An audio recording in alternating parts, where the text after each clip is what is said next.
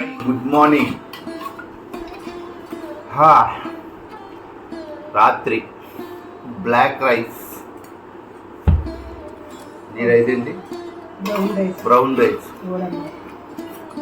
Night దాన్ని తోడుపెట్టి ఉల్లిపాయలు cut చేసి అందులో వేసి దాన్ని నైట్ పెరుగు తొడిగిపోయిన తర్వాత మార్నింగ్ ఇలా బ్రేక్ఫాస్ట్గా తింటే అద్దరకం అద్భుత.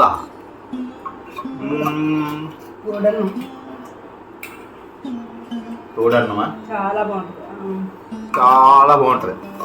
బాగుంటుంది. ఇట్లాగే ఈ మధ్య రెసిస్టెన్స్ పవర్ బాగా పెరుగుతుందని కరోనా టైంలో చాలామంది దీని గురించి ఎక్కువగా చెప్పడం జరిగింది. రిజల్ట్ అయితే కనిపిస్తుంది, హాయిగా ఉంది. ఇడ్లీలు, దోశలు, పూరీలు తినేస్తుంటే బాగుంటుంది నోటికి, కానీ గాలి కొట్టిన ఆ బంతిలా అలా అయిపోతున్నాం అన్నమాట.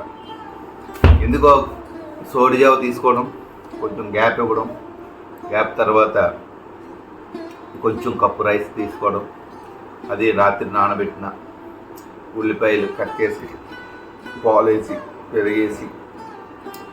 మామూలు వైట్ రైస్లో కంటే వైట్ని అవాయిడ్ చేస్తే మంచిది.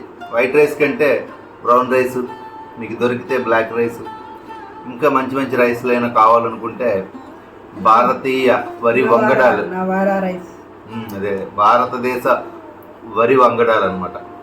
అది యూట్యూబ్లో కొడితే చాలామంది మహానుభావులు ఉన్నారు దీని గురించి త్యాగాలు చేస్తున్న వాళ్ళు. వాళ్ళ మాటలు వింటే మనకి హ్యాపీగా ఉంటుంది, బాగుంటుంది అనమాట.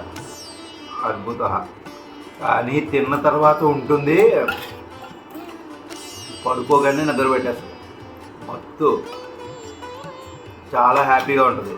తిన్న తర్వాత కడుపులో ఆకలేదు. టిఫిన్ తిన్న తర్వాత పావు గంట తర్వాత మళ్ళీ ఆకలేస్తుంది. దాహం వేయదు, ఆకలేదు. మధ్యాహ్నం పడుకుంటే నిద్ర పడుతుంది, నైట్ పడుకుంటే నిద్ర పడుతుంది, హాయిగా ఉంటుంది. ట్రై చేయండి. వైట్ రైస్ని తీసుకొని కుంభాలు మెక్కేకండి. నేను చెప్పేది భారతదేశ వరి వంగడాలు, పురాతనమైన వరి వంగడాలు.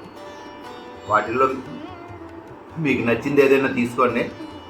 ఇలా ఒక కప్పు, చిన్న కప్పుతోటి తినండి. అద్భుత. సూపర్. 2 టేబుల్ స్పూన్స్ సరిపోద్ది. ఒక అరగంట వాటర్లో నానబెట్టి ఒక గంట కానీ తర్వాత పాలేసి తోడుపెట్టుకుని ఉల్లిపాయ పచ్చిమిరపకాయ వేసుకుని మన్నాడు తింటే అద్భుత. అందులో మాగాయ నంచుకొని, ఆహా, మాగాయ ఇంత తినేయకూడదు, కొంచెం నంచుకొని ఇది ఒక స్పూన్ పెట్టుకొని. సూపర్. ట్రై చేయండి.